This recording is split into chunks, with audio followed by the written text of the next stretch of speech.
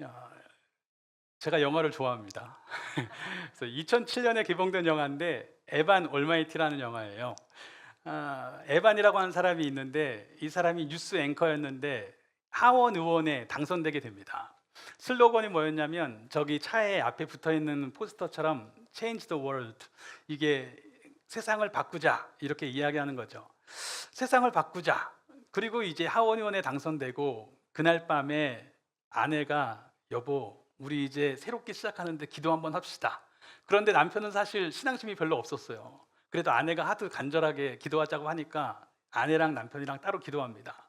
아내는 우리 가정이 더 화목하고 더 사랑하는 가정이 되게 해주세요 기도를 했고, 남편은 자기 슬로건대로 세상을 바꿀 수 있게 도와주세요 이렇게 기도를 합니다. 그런데 아침에 일어나니까 이상한 일이 벌어지기 시작해요. 집 문을 열고 나갔는데 큰 목재 상자가 있는 거예요. 이게 뭐지? 뜯어봤더니 각종 공구가 가득합니다. 이게 뭐야? 그리고 봤더니 집 앞 공터에 트럭이 와가지고 목재를 막 내려놓는 거예요. 나 시킨 적 없다고 하는데 그 사람 이름으로 다 주문이 돼서 하나가 오는 게 아니라 트럭들이 계속 와서 이 목재를 내립니다. 아니 이게 무슨 일일까? 그리고 이제 가는데 자꾸 614란 숫자가 눈에 들어오는 거예요. TV를 봐도 614, 시계가 막 울리는데 자기 맞춘 적이 없는데 614. 아침에도 7시에 분명히 시계를 고쳐왔는데 또 6시 14분에 자꾸 알람이 울리고, 아니 이게 무슨 일인가 그러다가 이 앞에 GEN 그 알파벳이 딱 보이는 거예요. 저게 뭐지? GEN 614? 이게 제너시스 영어의 창세기의 약자거든요. 순간 창세기 6장 14절을 찾아봐야 되나 보다. 그래가지고 찾아봅니다. 그랬더니 거기에 이렇게 쓰여 있죠. 너는 방주를 만들어라. 이게 무슨 소리야? 내가 잘못 봤나 보다 생각하고 그냥 잊어버리고 가요. 그런데 이상한 일이 자꾸 벌어지는 거예요. 수염을 깎는데 갑자기 수염이 막 자라요. 그래서 뭐야? 그거 깎고 나면 다시 자라고, 깎고 나면 다시 자라고. 또 옷이 분명히 양복을 입고 왔는데 옷도 막 바뀌어요. 머리카락도 자라고. 그 출근을 했는데 동물들이 따라오기 시작하는 거예요. 사무실 창문을 열어놨더니 동물들이 다 들어와가지고 저렇게 있습니다. 그래서 이거를 거부하려고 해도 도저히 거부가 안 되는 상황이다 보니까 결국은 방주를 짓기로 합니다. 그 하나님이 인간의 모습으로 실제로 이 사람에게 나타나서 이제 방주를 지어라 말씀하시죠. 내가 뉴욕이었는지 워싱턴 DC였는지 제가 좀 약간 헷갈리는데 거기서 하여간 내가 어떻게 이 방주를 짓습니까? 그냥 지어라. 그래서 짓게 됩니다. 그러자 사람들이 얼마나 조롱하겠어요. 아니 저 사람이 미쳤나 보다. 그리고 가족들도 이해하기 힘듭니다. 아내가 이야기하죠. 나한테 섭섭한 거 있으면 말해. 말하라고. 당신 갱년기냐고. 왜 이러냐고. 그런데도 사실 신이 하나님이 나에게 말씀하셨다. 그러니까 아내가 이해가 안 되죠. 결국 아내도 이 남편을 떠나게 돼요. 아이들이랑 같이 친정에 가 있겠다고 가는데 가는 길에 휴게소에 들립니다. 그리고 휴게소 TV에도 이 사람의 뉴스가 나와요. 사람들이 막 비웃습니다. 애들이 창피해서 어떨 줄 몰라하니까 아니야 그냥 못 들은 척해, 그냥 화장실 갔다 와 하고 아내 혼자 앉아 있는데 하나님이 웨이터의 모습으로 이 아내에게 나타나신 거예요. 아니 이런 모습으로 같이 있는 거예요. 그러니까 사람들이 얼마나 조롱했겠어요, 그렇죠? 그때 신이 이렇게 이야기합니다. 하나님이 자, 누가 하나님한테 인내를 달라고 기도한다면 하나님은 그 사람에게 인내심 자체를 주실까요? 아니면 인내할 수 있는 기회를 주실까요? 누군가 하나님에게 용서를 구한다면 용서 자체를 주실까요? 아니면 용서할 수 있는 기회를 주실까요? 누군가 하나님에게 사랑을 달라고 기도하면 하나님은 그 사람에게 사랑을 주실까요? 사랑할 수 있는 기회를 주실까요? 근데 아내가 이 말을 듣고 깜짝 놀랐어요. 왜냐면 자기가 사랑할 수 있게 해달라고 기도했으니까. 하나님이 자신에게 응답하신 것이구나를 알게 되고 이 아내는 다시 돌아가게 됩니다. 지금이 내가 우리 가족을 사랑해야 될 때구나. 이게 응답이구나. 그리고 돌아가게 돼요. 그 다음에 이야기는 영화를 보셔야 되고요. 그런데 이 영화에서 보여주고 있는 중요한 그 통찰이 하나가 있는데 우리가 하나님의 나라를 구할 때에 하나님이 그 나라를 어떻게 해주실까? 하나님의 나라라고 하는 것은 뭔가 좀 다른 삶, 뭔가 좀 복된 삶, 생명의 그 어떤 느낌들이 줄줄줄 막 흘러가는 그런 삶을 우리는 바라고 있을 텐데, 우리가 그 삶을 구할 때에 하나님은 그 삶 자체를 주실까? 아니면 그런 삶을, 생명의 혹은 축복의 어떤 능력을 누릴 수 있는 삶을 주실까? 아니면 그 삶을 누릴 수 있는 기회를 주실까? 이걸 묻게 되는 거죠. 그런데 이 영화에서 이야기하는 것은 하나님의 나라를 하나님은 기회로 주신다는 것입니다. 물 마실 기회를 주신 거예요.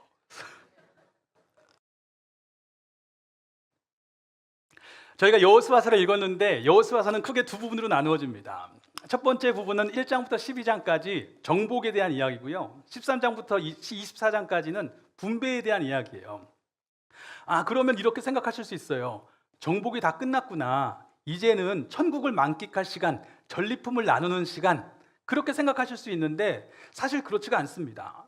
분배를 시작하는 13장 1절을 보면 이렇게 이야기해요. 여호와께서 여호수아에게 너는 나이가 많아 늙었고 얻을 땅이 매우 많이 남아있다, 이렇게 이야기하시죠. 즉 이제부터 땅을 또 나누어야 돼요. 차지해야 됩니다. 무슨 말이냐면 큰 승리는 거두었어요. 마치 전쟁이 벌어졌는데 대대적인 공습이 벌어지고 포격전이 벌어져가지고 전체의 승리는 잡았어요. 그러나 이제부터 보병 부대가 들어가가지고 지역별로 다 점령을 해야 되는 거예요. 그런 상황에 처해져 있는 겁니다. 전체로는 승리를 했지만 이제는 지파별로 나누어서 자신의 몫을 다 맡아가지고 그 땅에 가서 또 전쟁을 해야 되는 거예요. 자, 아니 이게 맞나라는 생각이 드는 것이죠. 아니 약속의 땅을 이렇게 주신다고? 이건 주신 게 아니잖아요. 또 가서 싸워야 되고 또 그 힘든 과정을 겪어야 되는데 이게 주신 게 맞나? 라고 생각하는데 하나님은 주셨다는 거예요. 왜 주셨냐면 하나님이 약속하셨으니까. 하나님이 주시지 않으면 아무리 얻고 싶어도 얻지 못해요. 그런데 하나님이 주신다고 약속하셨으면 주시는 거예요. 그래서 그거를 믿고 나아가라는 것입니다. 그런데 이것이 쉽지가 않은 것이죠. 결국 이 땅에서의 하나님의 나라는 이미와 아직으로 주어진다는 거예요. 하나님의 입장에서는 이미 주신 거예요. 그런데 우리의 입장에서는 아직 주신 것 같지 않아요. 내가 이걸 어떻게 누리지? 민수기 13장에 보면 이스라엘 백성들이 애굽에서 나온 다음에 몇 달 안 돼서 그 시내산에 도착하고 시내산에 도착해서 1년을 있다가 또 몇 달 안 돼서 가나안 땅에 도착합니다. 벌써 약속의 땅에 온 거예요. 이제 들어가면 돼요. 하나님은 이미 그 땅을 그들에게 주셨다라고 말씀하십니다. 그런데 그들 입장에서는 황당한 거예요. 아니 저 땅을 보니까 살고 있는데 저기에 견고한 성읍들이 있고 거인들이 살고 있는데 이게 주신 거라니 이건 말이 안 되잖아요. 그런데 하나님은 주셨다라고 말하고 들어가서 그 땅을 차지하라고 하십니다. 하나님이 노아에게 이제 하나님이 심판하실 거라고 이야기하고 노아가 방주를 지으면 그 방주를 통해서 구원하실 거라고 이야기를 해요. 하나님의 입장에서는 이미 노아를 통해서 구원하신다고 약속하신 이상 구원하신 거예요. 그런데 노아는 그걸 믿고 방주를 지어봐야 돼요. 그래서 그 구원이 자신에게 어떻게 오는지를 경험해야 됩니다. 아브라함을 부르실 때에 하나님께서는 이미 그 땅을 주셨어요. 내가 너를 줄 땅이 있다, 너에게 줄 땅이 있다고 말씀하셨습니다. 그런데 아브라함 입장에서는 아직 그 땅을 가본 적이 없어요. 그런데 하나님이 약속하셨으니까 가서 그 땅을 차지해야 됩니다. 하나님의 나라는 이렇게 이미와 아직으로 온다는 겁니다. 우리가 그리스도인으로 산다는 게 그런 것이죠. 내가 하나님의 자녀가 되었다고 이야기합니다. 내가 그리스도의 생명으로 하나님 앞에 용납되었고 그리스도의 생명이 내 안에 주인 되신 그 순간부터 나는 자녀래요. 그래서 나는 보냄받은 사람이래요. 그래서 삶의 자리에 가서 내 아버지의 자녀로 보냄받은 사람으로 그 삶을 살아가 보라고 이야기합니다. 그렇게 살아가는 삶을 통해서 하나님이 계시다는 것이 드러날 거라고 말씀하세요. 그렇게 살아가면 하나님이 일하시는 것이 보여질 거라고 이야기하십니다. 그렇게 내가 살고 있는 자리가 주님의 장막이 되어가는 것을 경험하라고 말씀하십니다. 그게 우리를 부르신 말씀이에요. 그런데 그 삶은 결국 살아가야 누리는 거잖아요. 그래서 나는 매일 아침마다 내가 있는 일터에 가서 내가 있는 가정에 가서, 내가 있는 학교에 가서 나는 자녀입니다. 나는 오늘 여기 보냄받았습니다. 그거 믿고 살아가야 돼요. 살아가서 하나님이 어떻게 내 삶 가운데 일하시는지를 경험해야 되는 것입니다.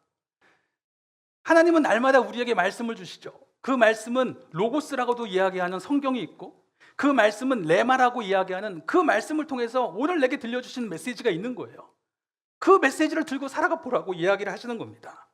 그 삶이 하나님을 찾는 삶이라고, 그 삶을 통해서 하나님의 나라가 임할 거라고 이야기하시는 거예요. 자, 이게 하나님의 나라라면 이 땅에서 하나님의 나라를 누리기 위해서는 굉장히 중요한 것 하나가 우리에게 꼭 필요합니다. 그게 무엇일까요? 바로 용기입니다. 용기가 필요해요. 하나님이 이스라엘 백성들을 보내실 때에 아직 약속의 땅에 완전히 정복이 끝나지 않은 이 상태에서 지파별로 싸운다는 것이 얼마나 겁이 나겠어요. 함께 같이 뭉쳐있을 때에는 뭔가 승리할 수 있을 것 같은데 이제 다 각자 흩어져서 자신의 일터로, 자신의 삶의 자리로 돌아가서 거기서 살아야 돼요. 그런데 거기는 여기 교회처럼 다 예수님 믿는 사람들만 있지 않아요. 그래서 거기서 산다는 게 너무 힘들 것 같아요. 거기서 믿음으로 행동한다는 게 너무 두려워요. 거부당할 것 같아요. 핍박당할 것 같아요. 못 이길 것 같아요. 겁이 나서 쩔쩔맬 수도 있습니다. 그게 당시 이스라엘 백성들의 마음이었을 거예요. 그런데 그때에 갈렙이라고 하는 사람이 나와서 이렇게 이야기합니다. 여호수아 선생님, 40년 전에 기억하십니까? 우리 가데스 바네아에 갔을 때 다른 사람들은 전부 다 이게 무슨 하나님의 나라냐고 우리 들어간다라고 이야기했을 때 선생님과 저는 달랐습니다. 우리는 용기를 내었고 하나님이 주신다면 주신 것이다. 우리 들어가자라고 이야기했습니다. 그래서 하나님이 그날 우리에게 뭐라고 말씀하셨냐면 다른 사람들은 다 광야에서 죽을지언정 너희 두 사람은 그 땅에 들어갈 거라고 말씀하셨습니다. 그리고 40년이 지난 지금 저 85세인데 이렇게 살아 있습니다. 그러니 오늘 그 땅을 저에게 주십시오. 아, 저기 헤브론이 있네요. 저 땅을 주세요. 저 땅이 보기 좋습니다. 자, 이렇게 이야기하면 갈렙이 특권을 달라고 이야기하는 것 같아요. 그런데 그런 의미가 아니에요. 제가 이미 말씀드린 것처럼 문맥이 뭐냐면, 이 상황이 뭐냐면 이제는 각자 지파별로 들어가서 각자 전투를 해야 되는 거예요. 얼마나 떨리겠어요. 다들 용기를 내야 됩니다. 하나님이 주신 말씀으로 자신을 보내신 그 자리에서 살아가 봐야 돼요. 그런데 얼마나 겁이 나겠어요. 그런데 그때에 85세 된 이 갈렙이 앞에 나와서 이야기하는 거예요. 제가 앞장서겠습니다. 헤브론이라는 땅이 제일 그 천혜의 그 요새예요. 거기가 아낙 자손이 살고 있는 땅입니다. 거인족이 사는 곳이에요. 제일 정복하기 쉽지 않은 곳, 그곳을 내가 가겠다는 거예요. 왜요? 주님이 나와 함께 하시면 여호와께서 말씀하신 대로, 이미 나에게 약속하신 대로 분명히 나를 여기까지 살게 하신 것처럼 그 땅을 차지하기도 하실 겁니다. 그걸 믿고 용기의 모범을 낸 것입니다. 그래서 여호수아가 갈렙에게 축복하면서 헤브론을 기업으로 분배해 줍니다. 여기서 이 축복이라는 단어가 뭐라고 했어요? 축복이라는 단어는 감사다라는 단어랑 연결돼요. 축복은 단순히 이렇게 빌어주는 느낌을 넘어서 그 사람이 가지고 오는 그 믿음에 대해서 감사하는 거예요. 그 믿음에 감사하면서 기업을 줍니다. 그리고 갈렙이 그 땅을 차지하게 돼요. 성경에는 그에 대해서 뭐라고 이야기합니까? 그는 여호와께 충성하였다고 이야기합니다. 충성이라는 게 어떤 겁니까? 우리는 수많은 마트들 중에서 어떤 마트 갈까 고민하게 됩니다. 저는 올푸드를 갑니다. 아니, 이렇게 얘기하면 안 되는구나. 올먹머를 갑니다.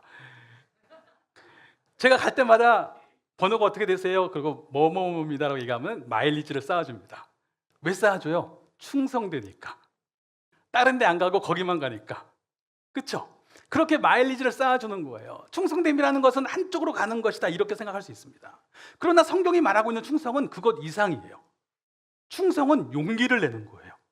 왜요? 그렇게 따라가려면 쉽지 않아요. 때때로 거부당할 겁니다. 때때로 조롱당할 겁니다.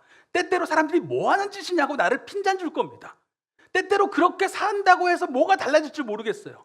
때때로 이렇게 돼서 뭔가 하나님이 주신 약속을 누릴지 아직 보지 못했어요. 그런데 아직 나타나지 않은 것을 보는 거예요. 나타나지 않은 것을 믿음으로 보는 거예요.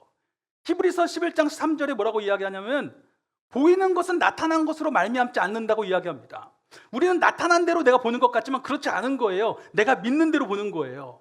하나님을 믿지 않는 사람들은 도대체 하나님이 어디 있냐는 거예요. 그런데 하나님을 믿는 사람들은 뭘 봐도 야, 이렇게 질서가 가득한데 이런 질서를 하나님이 안 계시고 어떻게 가능하냐는 거예요. 내 삶에 이런 놀라운 섭리들이 하나님이 계시지 않고서는 어떻게 있냐는 거예요. 즉 나타난 것으로 보는 게 아니라 믿는 것으로 보는 거예요. 그래서 충성됨이라는 것은 용기를 내어 그 믿음의 걸음을 걸은 것입니다. 여호수아가 이렇게 갈렙에게 그 땅을 주고 갈렙이 그 땅을 차지한 다음에 그리고 나서 에브라임 지파, 유다 지파가 자기 땅을 들어가서 차지하기 시작해요. 그런데 18장을 보면 다른 지파들은 아직도 못 가고 있어요. 그러니까 여호수아가 그들을 불러서 하는 이야기가 도대체 어느 때까지 지체할 거냐? 왜 용기를 못 내냐? 이렇게 하는 겁니다. 제가 예전에 그 성지순례를 간 적이 있었습니다. 그런데 그 성지순례에서 반모섬을 들어갈 일이 있었어요. 아마 뭐 몇 년 같이 계셨던 분은 들었겠지만 원래 같은 교회 다니면 들은 거 또 듣고 하는 거예요. 그래서 그 반모섬을 들어가야 되는데 그날 그 전날 가이드가 하는 얘기가 이 반모섬으로 배를 타고 4시간을 들어가야 되는데 이 파도가 정말 많이 치는 지역이라는 거예요. 그래서 우리가 타고 있는 이 버스가 뒤집혔다가 원위치 됐다가 뒤집혀졌다가 원위치 됐다가 이런 느낌으로 갔다 올 거라는 거예요. 그래서 멀미가 약하신 분은 가지 마시라고 이렇게 이야기합니다. 그런데 제가 그 전에 한번 배를 탔다가 정말 탈 때부터 내릴 때까지 이렇게 계속 화장실에만 있었던 적이 있었거든요. 그러니까 너무 겁이 나는 거예요. 그래서 제가 누구 안 가실까요? 그래서 제일 먼저 손을 딱 들었습니다. 저는 안 가겠다고. 그리고 다음 날에 잠을 자는데 숙소에서 이렇게 잠을 자고 새벽에 깨는데 정말 그 깨는 그 순간에 갑자기 이렇게 그림이 보이는 거예요. 어떤 그림이 보이냐면 제가 며칠 전에 드렸던 기도하고 있는 그 장면이 보이는 거예요. 제가 며칠 전에 어떤 기도를 했냐면 하나님, 제 성격이 뭔가 내가 합리적으로 계산이 되고 뭐가 좀 될 것 같은 거는 내가 잘 믿고 그런 거 잘 따르는데 내 생각에 안 될 것 같은 거는 안 따르는 그런 성향이니까 하나님, 내 한계에 갇히지 말고 합리성에 갇히지 말고 하나님이 저에게 말씀하실 때에 하나님이 뭘 원하시는지를 묻고 제가 순종할 수 있는 힘을 주세요. 그런 기도를 드렸거든요. 합리적인 것에만 빠져있지 않게 달라고 기도를 드렸는데 그 기도하는 모습이 이렇게 딱 보이는 거예요. 그러면서 갑자기 딱 순간 드는 생각이 내가 실패했구나. 그래서 눈이 번쩍 떠지는 거예요. 정말 딱 떠지면서 하나님이 나한테 기회를 주셨는데 내가 하나님 믿고 한번 순종해 볼 기회를 주셨는데 내가 여기서 실패했구나. 그러면서 침대에서 벌떡 일어나서 막 뛰어가서 창문을 열었어요. 왜 열었겠어요? 배 타고 간 사람들이 아까 갔거든요. 새벽에. 그러니까 배가 출발했는지 보려고 문을 딱 열었는데 저기 벌써 배가 가는 거예요. 근데 파도가 하나도 없이 정말 잔잔한 그 그림 같은 바다를 이 배가 떠나가는 거예요. 그리고 그날 오후에 그 가이드가 돌아와서 하는 얘기가 자기 가이드 생활에 이런 날씨는 없었다는 거예요. 파도가 이렇게 한 번도 안 치고 이렇게 평안하게 갔다 오는 날은 단 한 번도 없었다는 거예요. 제가 그런 사람이에요. 이제 저를 낮춰보시겠지만 그런 사람이에요. 즉 깨닫게 된 게 뭐예요? 축복도 용기를 내야 누립니다. 축복을 나에게 약속하셨는데 용기가 필요해요. 아니 왜 하나님은 이런 하나님 나라를 주시나? 그냥 천국의 복을 주시지. 문제 다 해결되고 용기 낼 필요도 없는 그런 천국을 주셔야 되는 거 아니야? 주실 겁니다. 주세요. 언제 주실까요? 내가 죽으면 주세요. 이 세상이 끝장나거나 제가 죽으면 그때는 분명히 문제도 없고 용기도 필요 없는 그 천국을 만나게 될 겁니다. 그러나 이 땅에서의 하나님 나라의 복은 용기를 내야 합니다. 왜요? 이 땅에는 선과 악의 대립이 있기 때문에 대립이 있으면 용기를 내야 될 수밖에 없어요. 세상 속에서도 대립이 있으면 미움받을 용기를 내야 되고요, 인정할 용기를 내야 되고요, 그만둘 용기를 내야 되고요, 시작할 용기를 내야 되고요, 평범하게 살아갈 용기를 내야 돼요. 용기를 내야만 하는 것이 이 땅의 삶입니다. 그래서 세상에서 업적을 남긴 사람들의 삶을 이야기할 때 빠지지 않는 덕목이 용기예요. 흔히 하는 이야기로 미인은 용기 있는 자가 차지한다고 이야기하잖아요. 즉 용기의 보상에 대한 이야기이기도 하고 그만큼 용기 내는 게 어렵다는 것입니다. 우리 교회 남자분들은 정말 용기가 있으세요. 네, 용기로 가득합니다. 세상에도 그런데 하나님 나라를 누리고 산다는 건 얼마나 용기가 필요하겠어요. 왜요? 이 세상은 물질주의 세상입니다. 물질이 전부라고 이야기하고 육체로 살아가는 세상 속에서 우리는 다른 믿음을 갖고 살아가는 거예요. 하나님이 계신다는 거예요. 하나님이 들으신다는 거예요. 일하신다는 거예요. 나를 보내셨다는 거예요. 나와 함께 걸으신다는 거예요. 이 믿음 가지고 살아가는 거예요. 그래서 기준이 달라요. 가치가 달라요. 선택이 다릅니다. 세상의 흐름이 있고 내 육체가 그냥 가만 놔두면 흘러갈 어떤 흐름이 있는데 그걸 끊어내는 거예요. 그래서 이것이 자유라고 이야기하면서 끊어내고 나아가는 용기가 필요한 것입니다.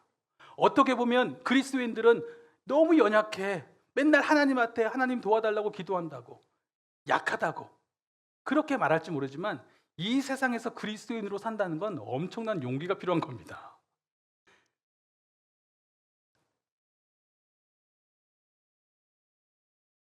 우리가 이 땅에서 하나님의 나라를 누리려면 우리에게는 분명히 용기가 필요합니다. 용기 있는 모습은 어떤 모습일까요? 두려움이 없이 막 담대하게 나아가고 있는 모습을 생각하실 수도 있습니다. 그러나 그런 사람은 없어요. 두려움을 느끼는 건 너무 당연한 겁니다. 여호수아도 신명기 마지막에도 모세가 여호수아에게 다시 한번 말하면서 계속 하는 얘기가 떨지 말라고 이야기해요. 번역을 담대하라고 이야기해서 그런 거지 이 제대로 해석하면 떨지 말라고 이야기하는 거예요. 여호수아 1장에서도 떨지 좀 말라고 이야기하는 겁니다. 두려워하지 말라고. 너무 당연한 거예요. 여호수아도 두려움을 느꼈고 저도 두려움을 느낍니다. 아니, 저는 당연하다고 생각하시지 마시고 그렇게 두려움을 느끼는 게 우리의 모습입니다. 그러나 용기는 무엇입니까?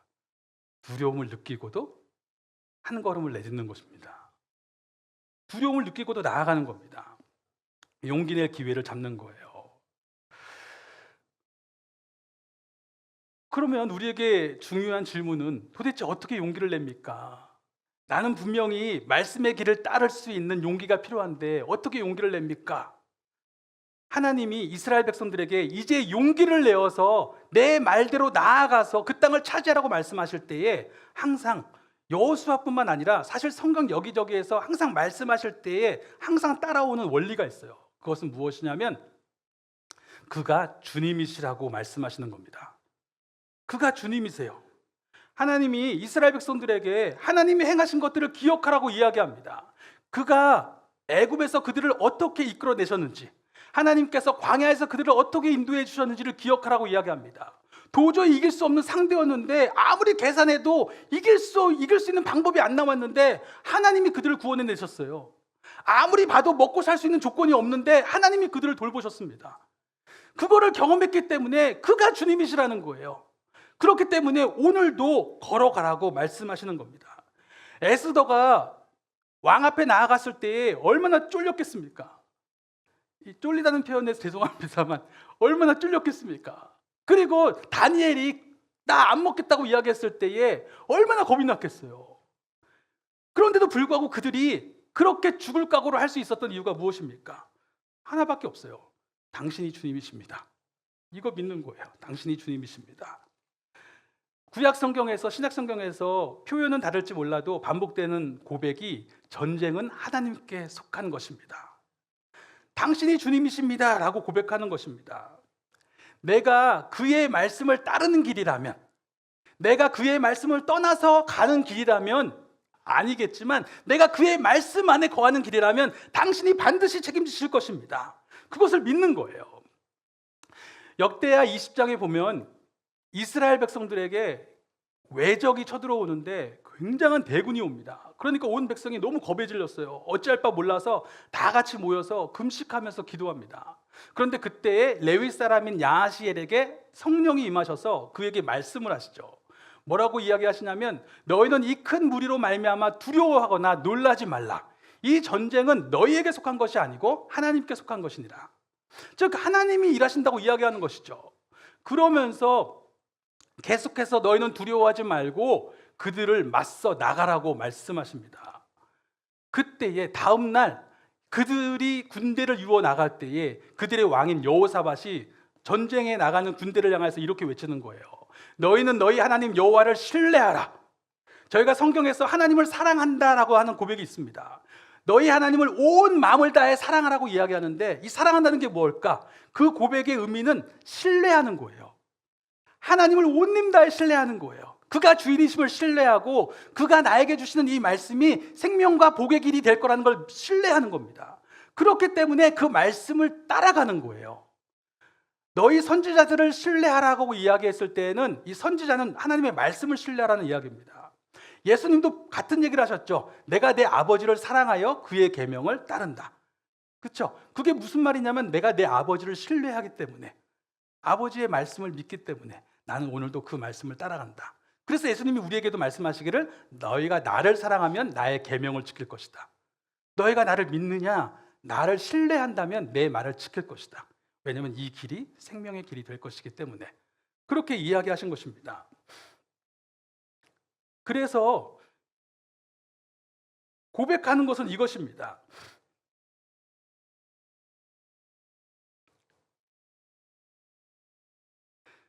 저희는 오늘 하루 내가 보냄받은 그 삶의 자리에서 용기를 내야 돼요.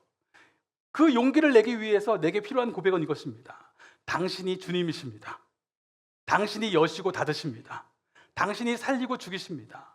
당신이 높이고 낮추십니다. 같이 한번 고백해 볼까요? 시작. 당신이 여시고 닫으십니다. 당신이 살리고 죽이십니다. 당신이 높이고 낮추십니다. 아멘. 이것을 고백함에 살아갈 수 있는 거예요. 가정에서 예배를 드리는 것도 어려운 일을 만나서 그 어려운 일 속에서 우리는 갖은 방법으로 해결하려고 하죠. 그런데 예배를 선택하는 것도, 가정에서 이 일을 위해서 예배를 드려보자, 우리가 함께 같이 기도해보자고 선택하는 것도 사실은 용기가 필요한 거예요. 다른 일을 통해서, 다른 방법을 통해서, 세상이 해결하는 방식을 통해서 해결하려고 할 때에, 그리고 예배가 무슨 소용이 있을까? 기도가 무슨 가능성이 있을까라고 여겨지는 그 순간에도 용기를 내어서 당신이 주님이심을 고백하면서 선택해서 한번 예배를 드려보는 것입니다.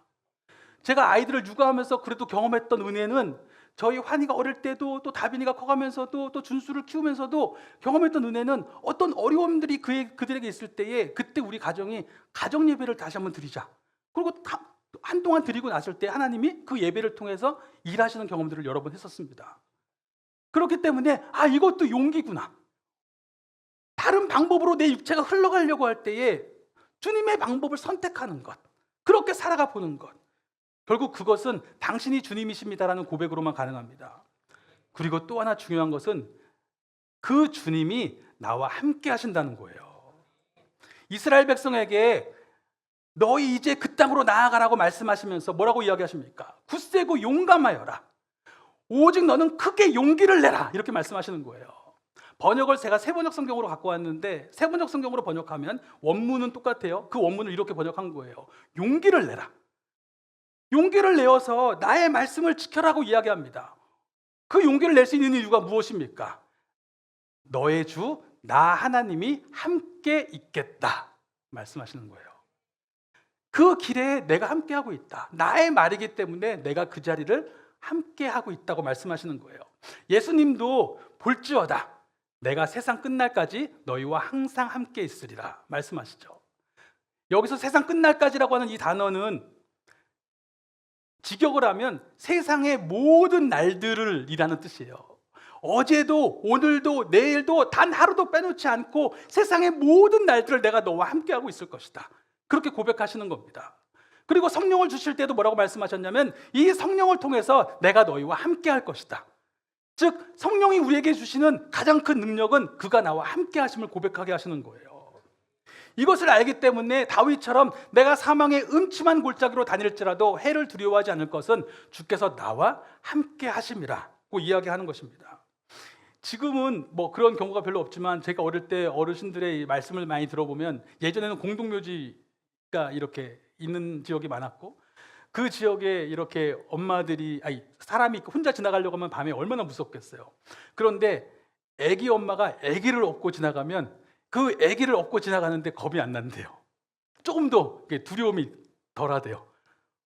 사실은 아기가 아무것도 못 해주잖아요. 내가 아기를 보호해 줘야 되잖아요. 그런데도 불구하고 아기를 업고 지나간다는 그 이유 하나만으로 내가 두려움이 좀 잠잠해지는 거예요. 함께 한다는 게 그런 겁니다. 그런데 나와 함께 하시는 분이 누구시냐면 주님이세요. 그 주님이 나와 함께 하시기 때문에, 오직 내 안에 그리스도께서 사시기 때문에, 이 말씀의 길에서 그가 함께 일하실 것을 믿기 때문에 오늘도 일할 용기를 얻는 것입니다.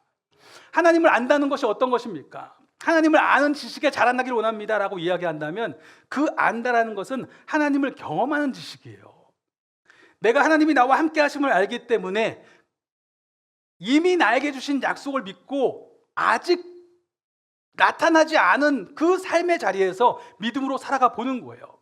그런데 그 삶을 통해서 하나님이 어떻게 일하시는지를 경험하면서, 하나님이 알고 계시는구나, 하나님이 나를 사랑하시는구나, 하나님이 오늘도 나와 함께 일하시는구나를 경험하면서 하나님을 아는 지식으로 자라나는 것입니다.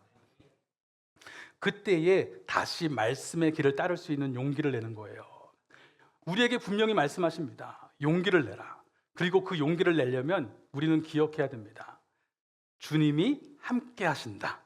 아멘. 제가 지난주에 차를 고치러 갔는데, 그 수리소에서 차 고치는 동안에 대기실에 가 계시라 그래가지고 들어갔는데, 그 뒤쪽에 이렇게 책들이 몇 권이 있길래 책을 하나 꺼내서 읽었습니다. 근데 그 책에 이런 내용이 있더라고요. 수많은 예술들 중에서 가장 뛰어난 예술은 우리의 인생이다. 생각해보면 너무 진부한 표현이라고 생각하실 수 있지만 너무 맞는 고백이잖아요. 내 인생처럼 뛰어난 예술이 있을까? 이 수많은 삶의 굴곡을 겪고 지나가고 있는 이 인생처럼 뛰어난 예술이 있을까? 그러면서 묻게 되는 질문이, 나라는 사람의 인생은 어떤 작품일까? 누군가가 나의 인생을 볼 때에 작품으로서 어떤 영감을 느낄까? 어떤 울림을 느낄까? 이런 생각을 해보게 되는 거죠. 어떤 인생이 되고 싶으십니까? 어떤 작품이 되고 싶으십니까? 바이올린이에요. 이 바이올린이 얼마일까요?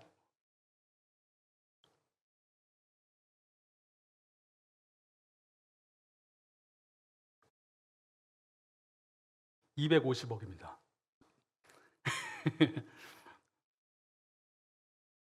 스트라디바리우스라고 하는 이 이태리제 1600년대에 만들어진 바이올린 250억이에요. 가장 싼 게 50억, 보통 한 100억 넘고 250억까지 이렇게 있는 거예요. 아니, 바이올린 하나가 어떻게 그 가격이 나오지? 이해가 안 되는데 그만큼 소리가 다르다고 이야기합니다. 그래서 학자들이 왜 그때 그 사람이 만든 바이올린만 소리가 이렇게 다른가라고 연구를 하게 됐죠. 그리고 나중에 과학이 더 발전하면서 당시의 기상에 대해서 연구하게 되고, 그래서 이런 이론을 내놓게 돼요. 당시에 태양의 흑점 활동 때문에 유럽에 빙하기가 찾아왔대요. 소빙하기가. 우리 이번에 여름 성경학교가 성경 속의 빙하기인데, 그때에도 소빙하기가 찾아왔어요. 그래서 유럽이 굉장히 추운 날씨를 겪었어야 됐고, 그때 특별히 이태리 지역에서 단풍나무들이 자라는데 햇빛이 제대로 도달하지 않으니까 너무 추운 가운데 이 나무들이 이렇게 자라나야 되는 거예요. 더운 곳에서는 금방금방 자라는데 추운 곳에서 자라나려고 하니까 정말 서서히 그 추위를 이겨내면서 자라야 되는 거예요. 그러다 보니까 밀도가 계속해서 아주 단단해졌다는 거예요. 그리고 나서 그 나무를 잘라서 바이올린을 만들었더니 그 밀도 때문에 소리가 다르다는 것입니다. 이걸 보면서 뭐 다 알고 계신 이야기일 수 있겠지만, 결국 아름다운 작품이 되려면 때때로는 서서히 단련되는 것이 힘들지 몰라도 그 서서히 단련되는 과정을 지나야 되는 것이구나. 추운 곳에서 한 번의 용기를 내고 또 단련되고, 한 번의 용기를 내고 단련되고, 그 작은 용기들로 단련된 내 삶이 어쩌면 가장 아름다운 소리를 낼 수 있는 인생이 될 수 있겠구나. 즉, 단련되면서, 믿음의 용기로 단련되면서 나의 인생은 다른 울림을 낼 수 있겠구나 고백하게 되는 것입니다. 다윗이 골리앗 앞에 어떻게 나가서 그렇게 싸울 수 있었을까? 갑자기 용기가 생겨서? 아니, 다윗이 이야기하는 것은 뭐냐면 자기가 그 전부터 용기를 냈다는 거예요. 사자와 고물 잡을 때도 용기를 낼 수 있었고, 그 용기를 통해서 하나님이 어떻게 도와주시는지를 경험했고, 그래서 오늘도 이 용기를 낼 수 있다고 이야기하는 것입니다. 용기의 단련을 통해서 빚어진 인생, 세상에서도 나름대로 용기를 내겠지만 우리는 특별히 어떤 용기를 냅니까? 믿음의 용기를 냅니다. 세상 속에서 물질을 이야기하고 육체를 이야기하는 그 한계에 갇힌 세상 속에서 우리는 하나님의 계심을 이야기하고 하나님의 일하심을 고백하면서 오늘도 그가 주신 말씀으로 한 걸음을 걸어갑니다. 그 걸음은 용기가 필요해요. 그러나 그 믿음의 용기, 그 걸음들을 통해서 우리의 삶은 더 깊은 울림으로 나아갈 겁니다. 누군가가 우리의 삶을 보면서 믿음의 용기로 한 걸음 한 걸음 걸어갔던 그 삶을 보면서 저렇게 살 수 있는 거구나, 저렇게 살아가면 되는 거구나, 저 깊은 시간을 이겨내면서 살아갔던 삶을 통해서 누군가는 삶을 살아갈 다시 울림을 얻게 될 것입니다. 주님이 우리를 축복의 통로로 부르신 삶이 그렇게 이루어질 수 있을 것입니다. 가장 큰 용기를 내신 분이 있다라면 아마도 예수님이 아닐까 생각해 봅니다. 예수님도 믿음의 용기를 내신 거예요. 순종의 십자가를 지셨고 그 삶을 통해서 생명의 길, 축복의 길을 여신 것입니다. 이 한 주 이미와 아직의 세상을 살아갑니다. 하나님은 이 세상 속에서 우리에게 이미 하나님 나라를 주셨다고 이야기합니다. 나를 그리스도인으로 부르실 때에 그리스도 안에서 내게 주어진 이 생명으로 나는 이미 자녀라고 말씀하십니다. 나는 이미 보냄받은 사람이라고 이야기하십니다. 그리고 그 삶을 누리라고 이야기하세요. 그런데 그 삶을 누리려면 믿음의 용기를 내야만 합니다. 오늘 나를 보낸 그 자리에서 자녀라는 것을 고백하며 보냄받았다는 그 사실을 믿으면서 한 걸음을 내딛어야 됩니다. 그 믿음의 용기를 내려면 우리는 또 고백해야 됩니다. 주님이 나와 함께 하십니다. 그가 주님이시고 그가 내 길에 함께 걷고 계십니다. 아멘. 우리 같이 찬양하겠습니다.